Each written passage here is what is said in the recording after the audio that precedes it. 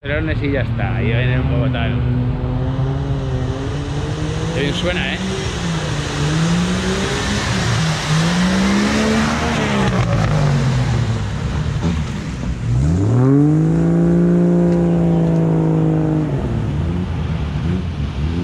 A ver que tengo que irme para atrás, Toño.